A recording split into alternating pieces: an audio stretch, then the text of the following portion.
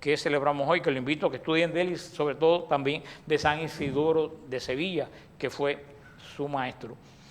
Abrimos el libro de Nehemías en el capítulo 2, en el nombre del Padre, del Hijo y del Espíritu Santo. Amén.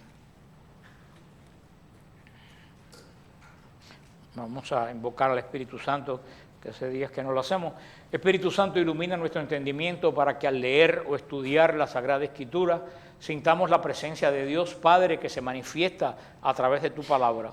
Abre nuestro corazón para darnos cuenta del querer de Dios y la manera de hacerlo realidad en nuestras acciones de cada día. Intrúyenos en tus sendas para que, teniendo en cuenta tu palabra, seamos dignos de tu presencia en el mundo. Amén. El tema de este capítulo 2 es el regreso de Nehemías a Jerusalén. Desde que leemos el primer párrafo del capítulo 2, vamos a entrar en la materia. Dice Nehemías 2, 1. El capítulo 1 termina diciendo: era yo entonces copero del rey. Ahí que nos quedamos. Nehemías, copero del rey Artajerjes. Y dice, en el mes de Nisán, corresponde más o menos al año de abril de nosotros, el año 20 del rey Artajerjes, siendo yo encargado del vino, tomé vino y se lo ofrecí al rey. Anteriormente nunca había estado yo triste. Me dijo pues el rey: ¿por qué ese semblante tan triste? ¿Tú enfermo no estás? ¿Acaso tienes alguna preocupación en el corazón?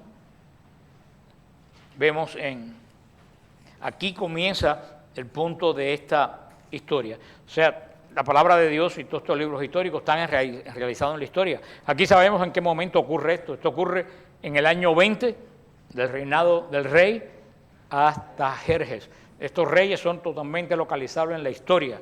O sea, no estamos hablando de nada inventado, son en las estelas de Babilonia. Todo el que estudia a los reyes, estudia a Darío, estudia a Ciro y estudia a Artajerjes. Y en ese momento esta comunidad judía que se integró en Babilonia, ¿se recuerdan cuál era yo le dije el lema a los babilonios? Vive y deja vivir. Los babilonios eran muy abiertos y los judíos llegaron a tener grandes cargos. Inclusive, ¿se acuerdan? Hubo una reina, la reina Esther, judía, llegó a ser reina de este imperio. Y Nehemías era uno de los grandes asistentes del rey. Y es muy importante el año 20 del rey Artajerjes, porque aquí comienzan las 70 semanas de Daniel. Cuando estudiemos al profeta Daniel, en el reinado, en este momento que Nehemías dice eso, comienzan a correr las 70 semanas de la profecía de Daniel, que la veremos cuando lleguemos al libro de Daniel, y que los adventistas y otra gente hacen con esto un delirium tremens, porque dice que son semanas de 100 años. ¿Ustedes conocen alguna semana de 100 años? Yo nunca conozco una semana que cada día sea de 100 años.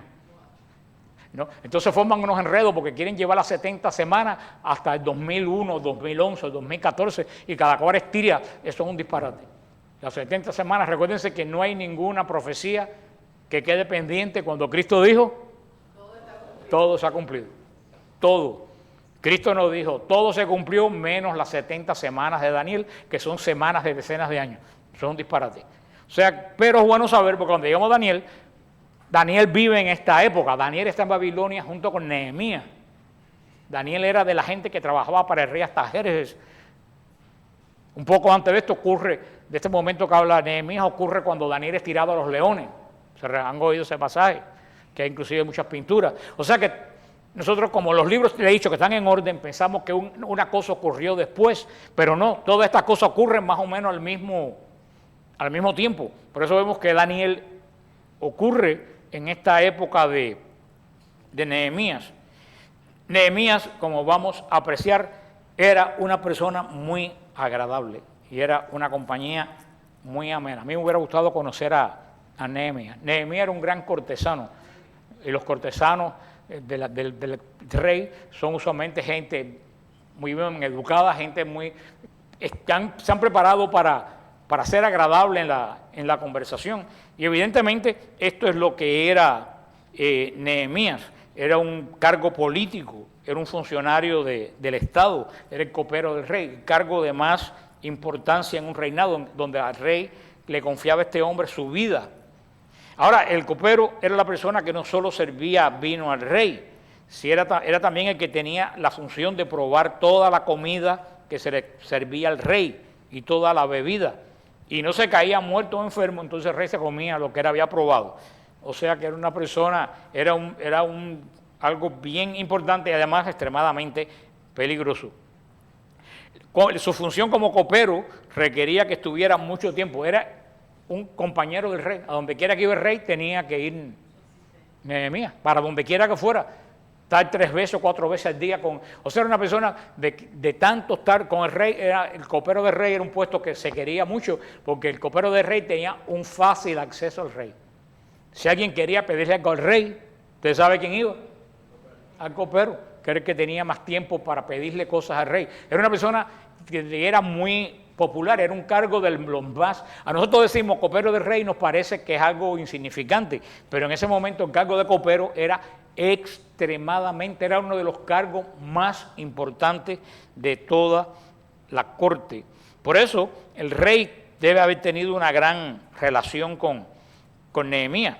Y yo me imagino que cuando él tendría que tomar, por ejemplo, alguna opinión, yo me imagino que le diría a Nehemías, que estaba siempre ahí, ¿qué tú crees de este asunto? Era la persona que al paso del tiempo pasaba a ser casi muchas veces más que a la familia del rey, porque el rey veía a su familia un rato por la noche. Sin embargo, el copero siempre estaba al lado del rey, mañana, tarde y noche. Era un alto puesto. Y a lo mejor asumo yo que Nehemías a lo mejor no regresó, se quedó pensando que algún día podía ser de utilidad a su pueblo. A lo mejor por este motivo él le pregunta a sus hermanos de Jerusalén cómo estaba la situación. Nehemías se estaba preparando para hacerle al rey un pedido, pero Nehemías no estaba listo para ello. Y parece que especialmente en ese día Nehemías no se sentía bien, parece que estaba preocupado. ¿Cómo se lo digo? Porque va a decir, un copero no se preparaba de hoy para mañana. Un copero primero era ¿qué es lo que tenía que tener? ¿Ustedes creen que era la condición primera de un copero? No, tenía que tener toda la confianza del rey. Y tú no encuentras una persona de confianza, díganmelo a mí, de la noche a la mañana, porque 40 personas te dicen que son de confianza y al cabo del tiempo te das cuenta que ni para llevar los perros como decían en mi pueblo. O sea, un copero no es que voy a estudiar para copero, eso no existía. Era una persona que se ganaba, y la confianza no se gana en 2 días. O sea que Nehemías tenía un problema muy grave. ¿Cómo decir a este hombre que ha sido tan bueno conmigo, un extranjero que le ha dado toda su confianza, cómo le voy a decir que me voy? Esto es un tremendo lío, y parece que ese conflicto lo tenía Nehemías en su corazón.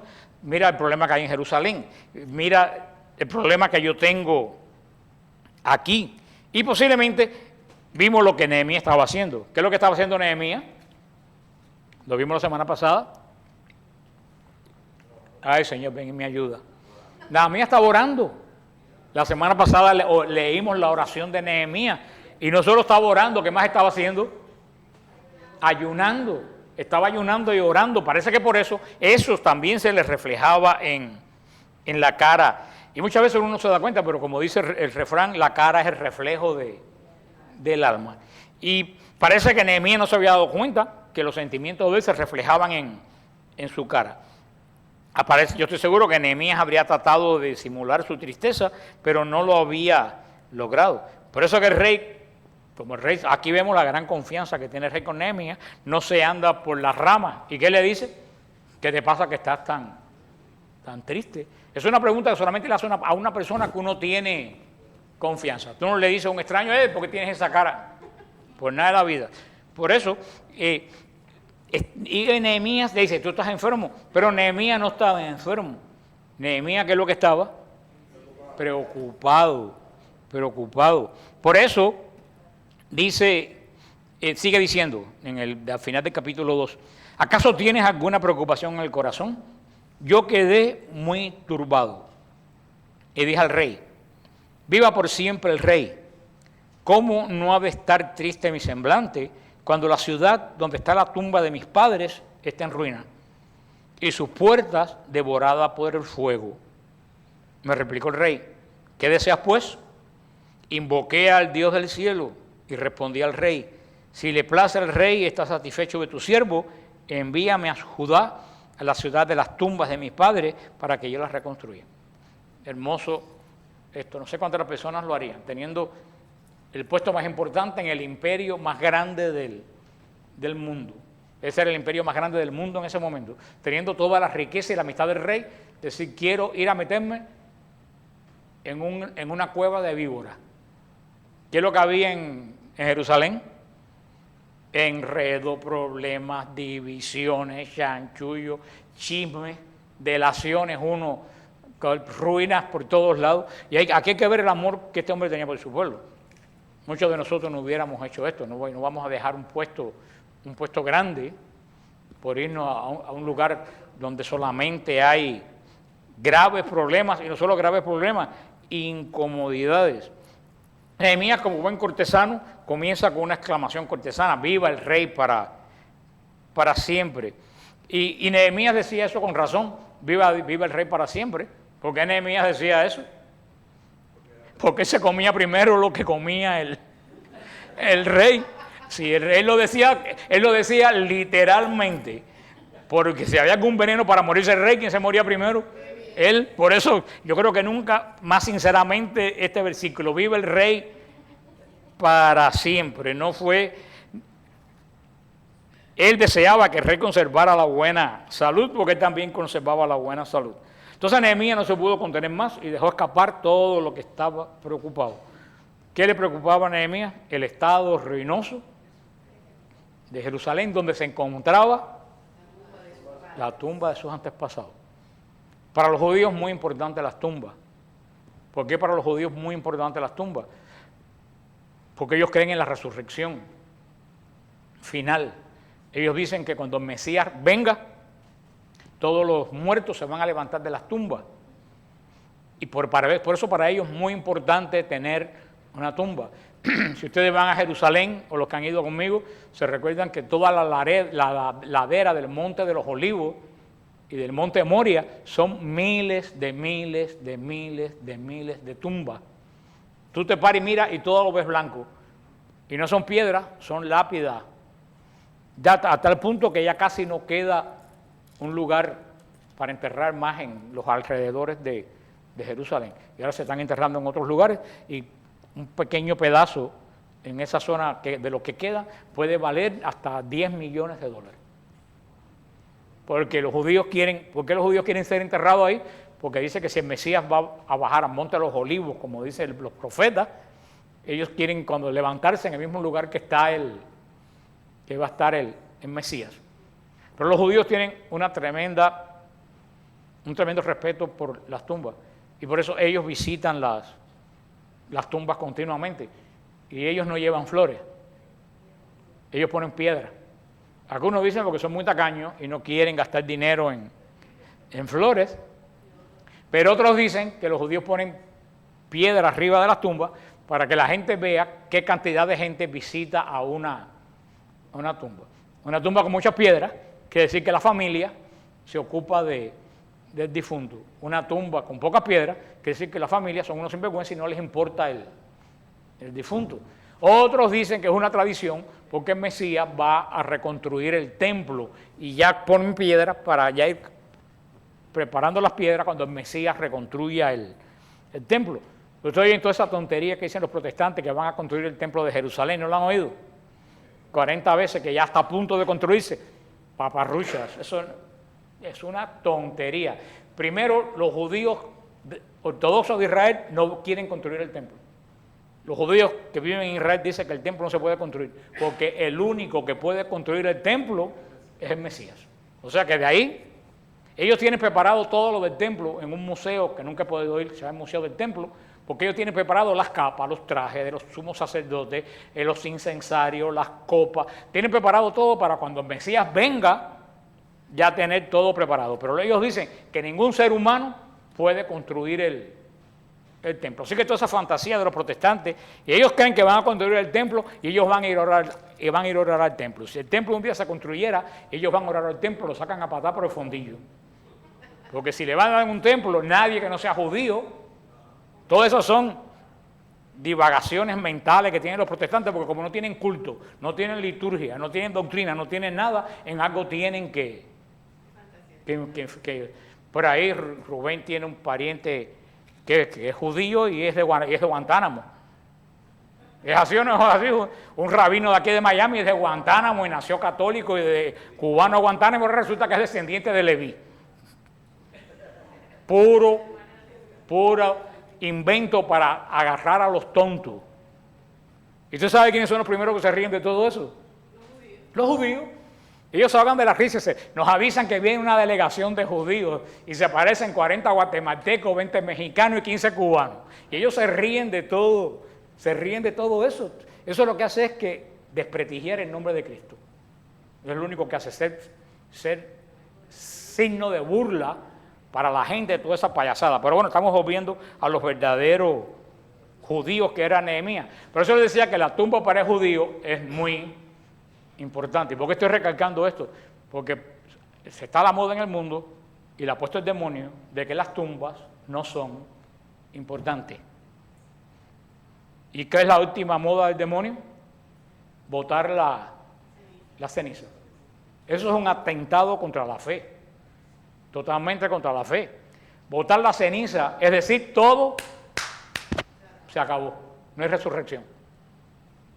Nosotros enterramos a los muertos como lo entierran los judíos. ¿Por qué lo enterramos? Porque dice la palabra de Dios que van a resucitar de la tierra. Por eso cuando uno entierra a un difunto, está diciendo, yo creo en la resurrección de los muertos. Cuando uno se entierra, ponerlo en una gaveta, en un lugar, en un cementerio, que es donde quiere decir, en el lugar donde están las cenizas, esperando el día de la resurrección. La iglesia permite cremar a los difuntos, porque a la larga, ¿qué cosas habrán en estos momentos? Polvo y ceniza. O sea, ¿qué cosa es Moisés? Pues donde ande, ceniza. O sea que por eso la iglesia permite cremar los difuntos, pero lo que es una costumbre pagana es esparcir la ceniza. Yo quiero que me esparzan en una mata de aguacate que tengo en el patio. Si te mudas y el primer perro que venga de la familia va a orinar y hace caca arriba de donde tú estás. O sea, eso es, mire hermano, quien ha inventado esa moda de esparcir la ceniza tiene un nombre. Y es Satanás. Y yo te decía una persona, bueno, pero es que la iglesia no tiene que pagar, la iglesia no lo hace porque ellos no pagan el enterramiento y es muy caro. Digo, ven acá, cuando no había cremación, cuando tú no podías cremar a tu madre y a tu padre, ¿qué es lo que tú tenías que hacer, querías o no? Tú podías guardar a tu mamá en un closet. Cuando no había cremación, tú cogías el cadáver y lo guardabas en el closet o en el freezer. ¿Qué es lo que tú hacías? Sacabas el dinero de abajo de la tierra y le enterrabas. Haz lo mismo ahora. Guárdala. Pero, ¿qué es lo que quiere? El demonio quiere que de nosotros no quede memoria ni rastro. Y hay personas que me dicen, bueno, y los que se han hundido en el mar y se ahogaron en los barcos. Bueno, digo, el Señor sabrá qué va a pasar con ellos, porque eso no fue culpa de ellos. Si se me come un tiburón, eso no es culpa mía. Ahora, si yo cojo y boto la ceniza de mi madre en un río, eso sí es culpa mía. Si yo estoy negando que hay resurrección. Estoy diciendo que todo se acabó ahí. Y por eso los judíos, y por eso nosotros los cristianos, hemos tenido toda la vida gran reverencia a las tumbas. Y por eso cuando una persona se va a enterrar, sea en ceniza o sea en el cuerpo, el sacerdote va y bendice el lugar. Y la oración dice, bendecimos este lugar de donde la persona va a levantarse un día. Por eso se llama Camposanto. Por eso es que Nehemías tenía esta gran preocupación, porque ¿qué va a pasar con la tumba de mis padres? ¿Qué van a hacer con la tumba de mis padres? Si Jerusalén es un verdadero desastre. Por eso, Nehemías le pide al rey, se atreve a pedirle al rey un permiso especial para ausentarse e ir a reedificar la ciudad. Porque él sabía que sin reedificar la ciudad no podía haber a ver tumba. Aquí en el capítulo 6 dice, el rey que tenía a la reina sentada a su lado me preguntó, ¿cuánto durará tu viaje? ¿Cuándo volverás? Yo le fijé un plazo que pareció aceptable al rey y él me envió. Añadí al rey, si le place al rey que me den cartas para los gobernadores de Transeufratina. ¿Se recuerdan esto mismo quién lo hizo? Esdras. Transeufratina es lo que es Siria hoy, lo que está detrás del Éufrates, para que me faciliten el camino hasta Judá. Y asimismo una carta para Saf, el encargado de los parques reales, para que me proporcione madera de construcción para las puertas de la ciudadela del templo, la muralla de la ciudad y la casa en que yo me he de instalar. El rey me lo concedió, pues la mano bondadosa de mi Dios estaba conmigo. Me dirigí pues a los gobernadores de Transeufratina y les entregué las cartas del rey. El rey me había proporcionado una escolta de oficiales del ejército y gente de a caballo. Al enterarse de ello, Sanbalat, el joronita, y Tobías, el servidor amonita, les sentó muy mal que alguien viniera a procurar el bienestar de los israelitas.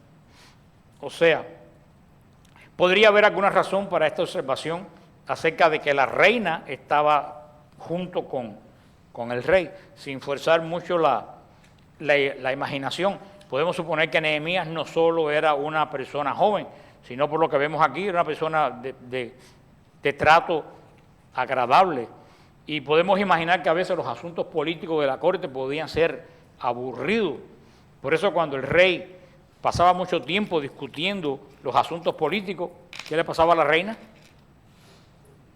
Se aburría. Y que entonces por eso, ¿quién entretenía a la reina?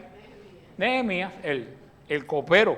O sea que era una persona muy relacionada con la casa real.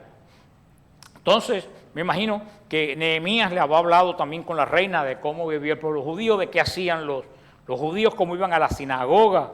A ver, ¿se recuerdan quién es el fundador de la sinagoga? Bueno, lo dice Carlos, porque tú dices que lo dice Carlos porque es el único que lo dijo. El fundador de la sinagoga, ¿quién lo dijo? José. Ah, bueno, sé que la voz salió de... El único, el que fundó la sinagoga es Esdras.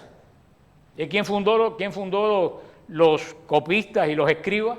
Esdras. Todo eso lo hablamos en el libro de Esdras, la importancia de Esdras, que es el fundador de la sinagoga, es el fundador de la orden de los escribas. Esdras es en parte padre del Israel moderno, después del segundo templo.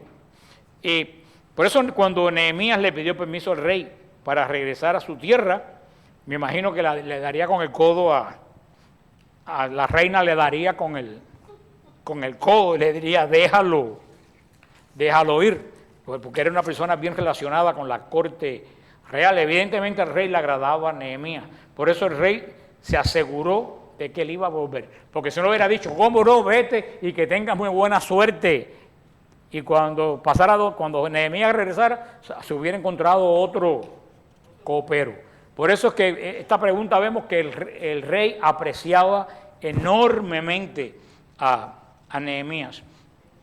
Nehemías era consciente de que el viaje iba a ser peligroso, como fue el viaje de Zacarías, como fue el viaje de Esdras. Era un viaje con grandes dificultades, iban a atravesar regiones extremadamente poderosas. Pero sobre todo, Nehemías era un hombre que confiaba en el Señor. Pero confiando en el Señor, era un hombre prudente, porque también pidió ayuda de Dios y pidió ayuda del rey. Y Nehemías llevaba una escolta numerosa del ejército de Persia. El Señor movió el corazón del rey hasta Jerjes. No sabemos cuántas cosas habrá pensado Nehemías cuando fue a pedir una escolta, porque a lo mejor puede haber temido que el rey le dijera, bueno, pero tú no confías en tu Dios, ¿para qué tú necesitas? ¿Cuántas veces nos lo han dicho a nosotros? Tú no confías en Dios, ¿para qué tú necesitas esto? Necesitas lo otro. Pero verdaderamente Dios no nos guía a todos de la misma manera. Dios a cada uno nos guía de manera diferente. El Señor guió de una forma a Zacarías, el Señor guió de una forma a Esdras, el Señor guía de una forma a Nehemías, y Dios nos guía a cada uno de nosotros de forma individual. ¿Qué llevo diciendo en una pila de días? Que Dios no es Dios de ¿qué? De masas. Él no nos trata a todo el mundo igual. Él nos lleva a cada uno según el plan que tiene para cada uno de nosotros. Él no nos mira en grupo. Él nos mira, como dice el profeta Isaías, Dios nos conoce a cada uno por nuestro nombre. Y tan es así que ¿cuántos millones de gente hay en el mundo? Ni hablar. ¿Y cuántos han habido? Ni hablar. Y ninguno tiene la misma huella dactilar. Y el otro día me enteré que ninguno tenemos la misma huella de la palma de la mano ni la huella de los pies. Y ninguno tenemos, entre tantos millones, el mismo de ADN, tenemos el mismo.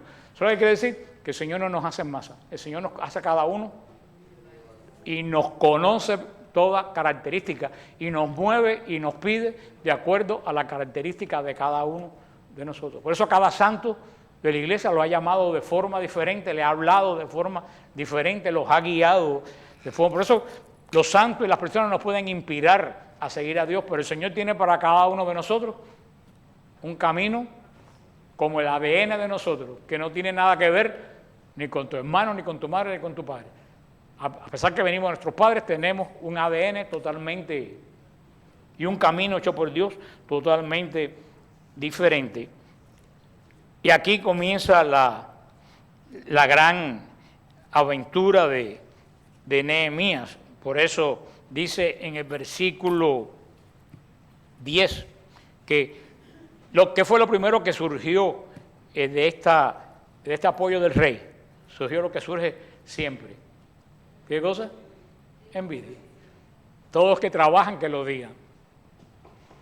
Ten el apoyo de un jefe tuyo, eres amigo del jefe tuyo, para que tú veas como en vez de la gente alegrarse, lo único que hace es sembrar envidia. Como yo le dije, el ser humano ha cambiado de tecnología, de ropa, pero dentro sigue siendo el mismo de Adán y Eva.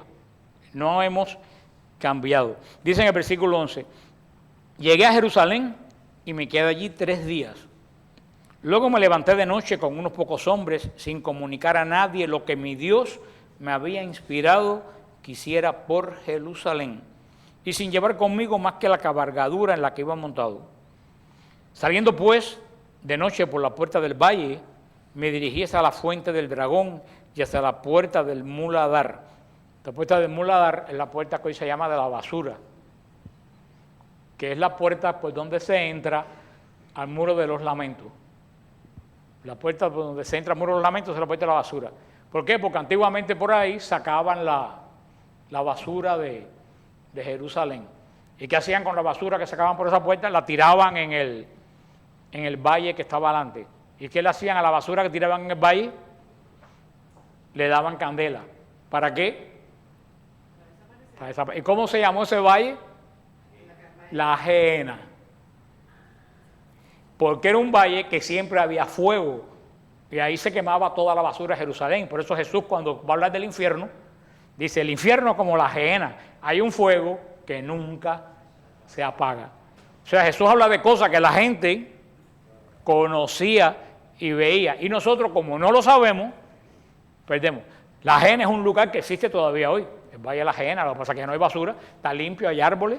Por si acaso, a mí no me gusta pasar por ahí, ni nunca he bajado, por si acaso. Pero como siempre había, ¿y por qué cogieron ese lugar? Esto es historia. ¿Por qué cogieron ese lugar para la basura? Por algo muy sencillo. Porque había un altar a Moloc en la época cananea. ¿Y qué hacían los cananitas al dios Moloc? Le echaban niños recién nacidos por la boca a un ídolo que tenía fuego adentro y se lo ofrecían vivo a Moloc. Por eso ese lugar era un lugar de abominación en Israel, en Jerusalén. Y como era un lugar maldito, porque se sacrificaban niños, ¿qué hicieron? Botar la basura. Mejor lugar que ese no hubo para botar la basura y quemar la basura. Pero hoy en día no hay nada de eso, y esta puerta, que se sigue llamando de la basura, es la puerta por la cual se entra al muro de los lamentos hoy hoy en día. Pues por esas puertas, la puerta de Muladar fue por donde salió Nehemías. Inspeccioné la muralla de Jerusalén por donde tenía brechas y las puertas que habían sido devoradas por el fuego. Continué luego hacia la puerta de la fuente y la alberca del rey. La puerta de la fuente, esa puerta no existe hoy, pero suponemos que la puerta de la fuente es la puerta que daba a la piscina de Siloé, porque es la única fuente que había en ese momento en Jerusalén, que también cuando uno baja del Monte Sión, pues donde está el Canto del Gallo, de la iglesia del Canto del Gallo, abajo está la piscina de Siloé, que era la gran fuente de Jerusalén, y ahí nació la ciudad de David, nació alrededor de la piscina de Siloé, que todavía tiene agua. Pues por ahí fue por donde Nehemías, o sea que estamos viendo que Nehemías camina por lugares que nosotros conocemos. O sea, esto no es inventado, esto no es por ese lugar que caminó Nehemías, he caminado yo montones de veces, por la puerta de la basura, por el valle de la fuente, la alberca del rey, pero no había paso para mi cabalgadura. Volví a subir todavía de noche por el torrente, este es el torrente de Cedrón, el que divide el monte de los olivos de la ciudad de Jerusalén, inspeccionando la muralla y volví a entrar por la puerta del valle. Así regresé a casa. Los consejeros no supieron dónde había ido ni lo que había hecho. Hasta entonces no había dicho nada a los judíos, ni a los sacerdotes, ni a los notables, ni a los consejeros, ni a los funcionarios. O sea, vemos que también Nehemías era un hombre que prudente. El que habla mucho pierde el hilo de lo que va a hacer. Como dice el refrán que no está en el proverbio, en boca cerrada no entran moscas. Un amigo mío murió siendo nuncio apostólico de Estados Unidos, Monseñor Zambi, él decía, uno es dueño de lo que calla y esclavo de lo que dice. A la vez que tú dices algo, ya tú eres esclavo de lo que dijiste. Por eso, ¿cuál es la única forma de ser dueño de lo que tú tienes? Calladito, como decía, que se ve más bonito. Entonces, versículo 17, les dije, ustedes mismos ven la triste situación en que nos encontramos, pues Jerusalén está en ruina y sus puertas devoradas por el fuego. Vamos a reconstruir la muralla de Jerusalén y no seremos más objeto de escarnio. Y les referí cómo la mano bondadosa de mi Dios había estado conmigo. Y les relaté también las palabras que el rey me había dicho. Ellos dijeron, levantémonos y construyamos. Y así afianzaron su buen propósito. Hermosas palabras. Levantémonos y construyamos. Hoy en día le aplica muy bien a la iglesia. ¿Qué estaban haciendo esta gente? Durmiendo. Nehemías se levantó de noche y ellos estaban durmiendo. Por eso cuando Nehemías le dijo, vanos a la obra, ¿qué dijeron? Levantémonos y construyamos. Pero siempre se falta un Nehemías. Mientras no aparece Nehemías, un líder, la gente está apática, no podemos hacer nada. No. Siempre en momentos de crisis en la iglesia el Señor levanta un líder. Tenemos que orar al Señor para que levante un líder, porque verdaderamente estamos en un momento de gran crisis.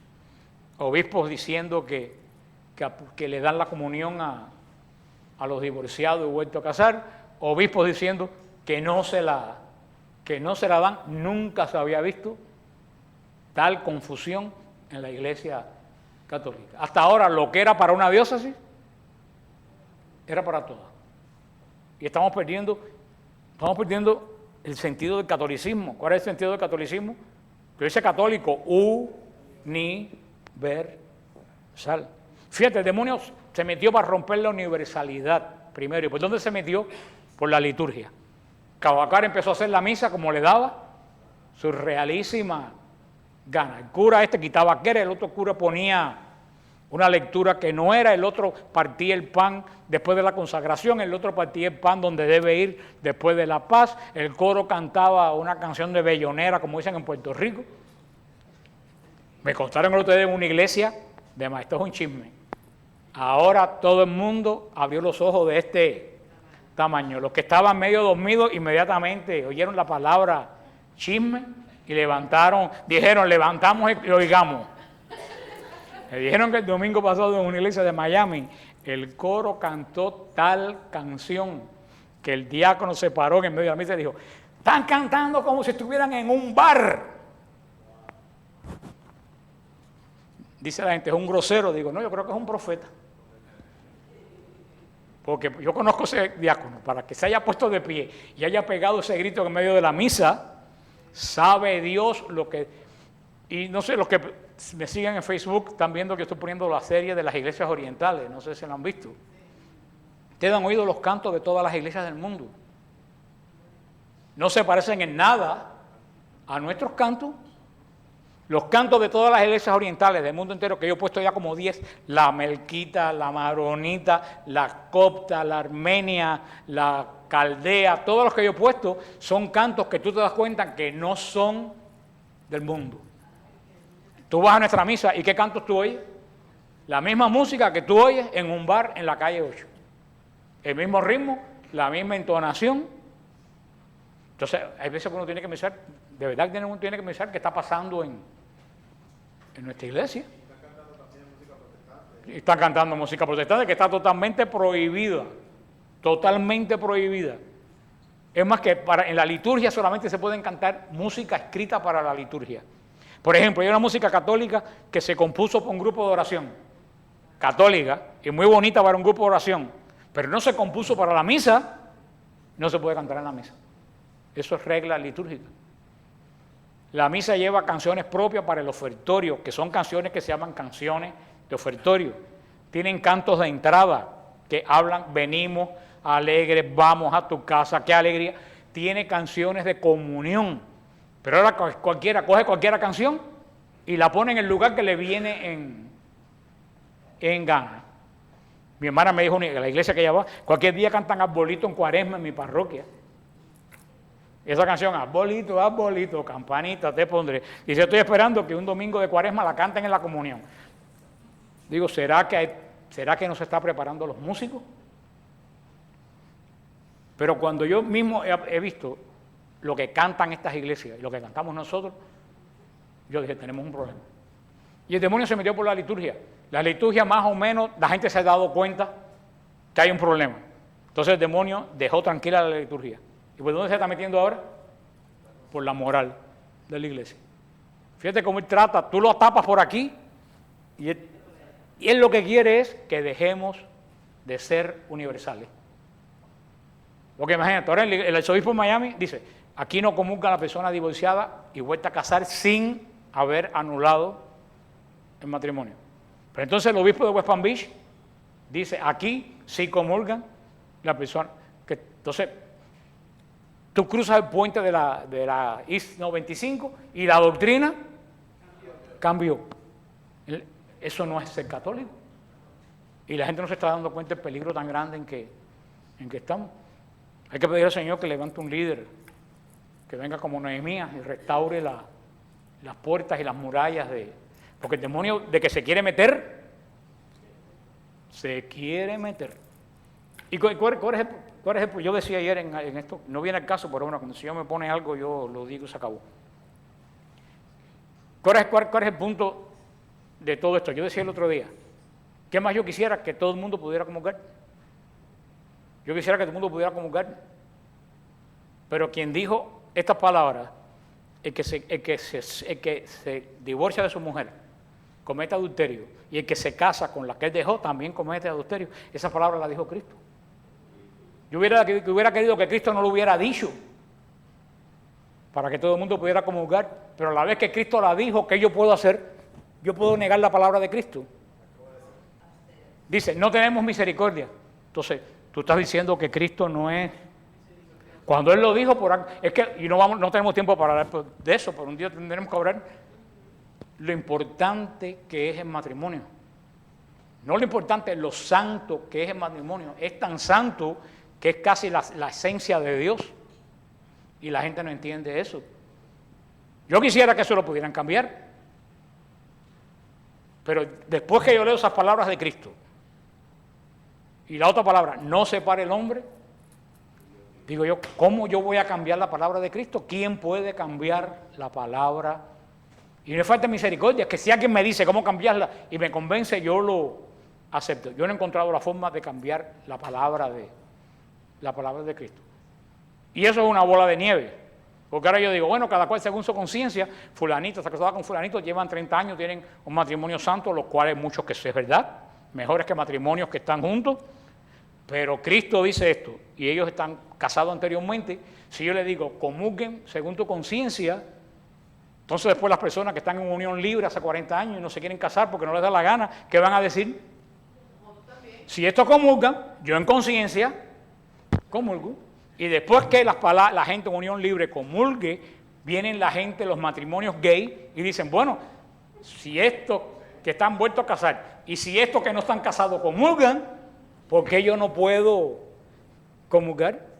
¿Tú no te das cuenta que eso es una bola de nieve que va rodando y va creciendo? Y el punto es muy claro. La Iglesia Católica ha dicho toda la vida que la conciencia está supeditada a la moral. O sea, que está la moral cristiana arriba y abajo de la moral cristiana que está la conciencia. La moral cristiana guía ¿qué cosa? La conciencia. Pero ¿qué dicen los luteranos? ¿Qué dijo Lutero? Que la conciencia está sobre la moral. Que si yo entiendo que algo es diferente a como lo dicen, está bien. Eso lo dijo Lutero. ¿Y qué es lo que estamos ahora poniendo en la iglesia? La forma de pensar luterana. La conciencia está sobre la moral. Entonces, cuando la conciencia está sobre la moral, mi conciencia es una, tu conciencia es otra, tu conciencia es otra, tu conciencia es otra. Y aquí estamos jugando con algo muy importante, porque San Pablo dijo en Corintios 12, el que come indignamente el cuerpo de Cristo, se traga su propia condenación. ¿Cómo arreglar esto? No sé qué tiene que ver esto con Nehemías, yo tampoco sé, pero como el demonio trató de meterse, porque no había líder, hay que pedirle al Señor que levante un Nehemías en la iglesia a ver cómo arregla todo este enredo. Terminando, dice después en el versículo 19, recuerden esta palabra, levantémonos y construyamos. Eso es lo que necesita la iglesia. Alguien que se levante y hay que construir. Porque tenemos que construir sobre base apostólica. Nosotros estamos dando en Radio Paz por la mañana la serie sobre los padres de la iglesia. Y estamos leyendo San Justino Mártir del año 150. Cuando tú oyes lo que pensaba Justino Mártir pensaba lo mismo que nosotros pensamos hoy. En la iglesia hay una continuidad apostólica. Y lo que está en peligro es que esa continuidad apostólica se rompa. Ya pasó como cuando el concilio, los que implementaron el concilio, ¿qué dijeron? De aquí para atrás, nada sirvió. Vamos a hacer una iglesia nueva. Y la que hicieron le salió muy mal. Por eso la iglesia está volviendo poco a poco ¿a dónde? A la iglesia de los apóstoles, que es la iglesia que nos dejó Jesucristo. Por supuesto que la iglesia tiene en cosas que adaptarse, pero en la tradición apostólica, en el corazón de la iglesia, eso es inamovible. Por eso todo lo que se construye en la iglesia tiene que construirse sobre ¿qué? Sobre cimiento apostólico. Por eso estoy dando yo la clase de los padres de la iglesia, para que vean que en la iglesia ha habido una continuidad desde Cristo hasta ahora ininterrumpida. Al enterarse de esto, en el versículo 19 ya terminando, Sanbalat el Geronita y Tobías el siervo amonita y Gesén el árabe se burlaban de nosotros y nos menospreciaban diciendo, ¿qué hacen? ¿Es que se han rebelado contra el rey? Yo les respondí, el Dios del cielo nos hará triunfar. Nosotros sus siervos vamos a ponernos a la obra. En cuanto a ustedes, no tienen parte ni derecho ni recuerdo en Jerusalén. Plaf, plaf, plaf. Mira, ¿quiénes critican? A ver, ¿quiénes critican? Me estoy viendo dominicano yo. ¿Quiénes critican? Sanbalat el Joronita, un extranjero de por ahí. Tobías el amonita y Gesén el árabe. Primero que nada, ¿qué hacían esa gente ahí? Eso de ahí, esa fiesta de ahí no era de ellos. Si ellos estaban ahí, ¿qué es lo que tenían que estar? Callados y agradecidos que los tenían ahí. Sin embargo, ¿qué es lo que empiezan? a protestar y van a ponerse a chismear y a poner la cosa mala. Ahora, ¿por qué permitieron que esa gente estaba ahí? Esa es la segunda pregunta. Cuando eso pertenece, ¿qué fue lo primero que dijo Dios? No metas gente que no creen en el mismo Dios que tú en este pleito, porque esta tierra Dios te la da a ti, Dios no se la da a más nadie. Y que eso nos venga en esta gran nación a nosotros de Guani Primera, que los que no somos de aquí no vengamos a poner leyes donde no nos llaman. Hay veces que me dicen, no, porque si no hay latino aquí, digo, mira, hasta ahora los gringos lo hicieron bien y nosotros lo estamos disfrutando. No vamos a meter latino para que no acaben de echar a perder el asunto, porque ninguno de nosotros se fue para un país latino, ninguno de los aquí nos fuimos para México, nos fuimos para Argentina, nos fuimos para Chile. ¿Para dónde vinimos? Y si vinimos para acá es porque los que estaban aquí lo estaban haciendo bien, así que no vengamos a poner leyes, porque vamos a traer lo mismo que dejamos en el lugar de donde nos fuimos. Así que a quien le sirve el sayo, que se lo pongan en nombre del Padre, del Hijo, del Espíritu Santo. Ha sido una clase muy rara, pero bueno, porque parece que son cosas que no tienen nada que ver con Nehemías, pero sí se desprenden, porque yo lo que enseño es hermenéutica. ¿Qué cosa es hermenéutica? No es una vieja que vive al fondo de mi casa, ni la vieja que vive arriba de mi casa es bulla. Hermenéutica es que tú coges la doctrina y la aplicas a lo que tú estás viviendo hoy en día. Porque ¿de qué le sirve a usted una clase de historia? Para aumentar los conocimientos. Pero a nosotros lo que nos sirve es esta gente que vivieron antes que nosotros. ¿De qué me sirve a mí hoy en día para evitar los errores de ellos y para gozar de las bendiciones que ellos tuvieron? Así que por eso que muchas veces pues uno salta del siglo VI antes de nuestra era al siglo XXI después de nuestra era, porque al fin y al cabo es el mismo espíritu. Porque como yo les dije, la actitud del hombre no ha cambiado mucho en todos estos 21 siglos. Ha cambiado lo que nos rodea exterior, pero el interior tenemos las mismas pasiones, los mismos defectos y las mismas virtudes que nuestros primeros padres. Recuérdense que este jueves a las 7:30 vamos a las Carmelitas a orar por que se pueda terminar el monasterio. Si ustedes quieren ir a las Carmelitas, tienen que ver a Mildred, porque solamente podemos llevar 20 personas. Nos están diciendo los frailes carmelitas descalzos de Miami, te invitan a un retiro que se llama El Desafío de Amar. Lo va a dar el padre Rafael Abreu, que ha estado aquí sustituyéndome, de marzo 3 al 5 y de marzo 10 al 12, en la casa de oración Nuestra Señora de Monte Carmelo. Puede ser interno, puede ser externo. Algunos de ustedes quieren saber más, pídenle a Mildred allá atrás pues la información. Y por último, ya como les dije, terminando este mes, cerramos nuestro viaje a Jordania y Tierra Santa, el viaje número 30, que va a ser un viaje hermoso, así que todavía pues se pueden inscribir la persona pues que decida ir al viaje. Vamos a hacer la colecta y vamos a cerrar la noche como siempre lo hacemos.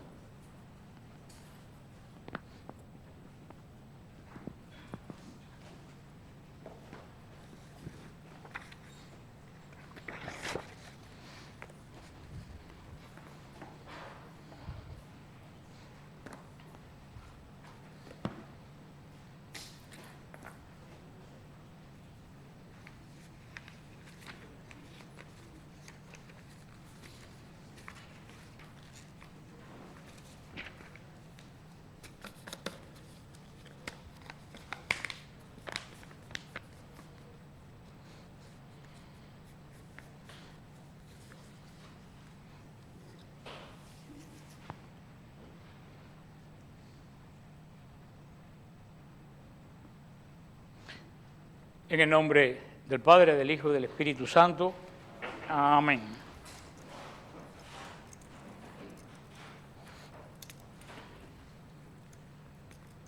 Amado Señor, te pedimos en el nombre de tu Hijo Jesucristo y bajo el poder y la unción del Espíritu Santo, que esta palabra que tú has dado hoy entre nosotros se haga vida en nuestro corazón, de nosotros y en todas las personas que a través de el website van a ver esta clase en el día de hoy. Abre nuestro entendimiento, Señor, para evitar malas interpretaciones y para escuchar la voz tuya a través de la Escritura. Te pedimos que unjas a este hermano que va a orar en esta noche para que a través de la unción de fe las peticiones de ustedes sean escuchadas. Gloria al Padre, al Hijo y al Espíritu Santo.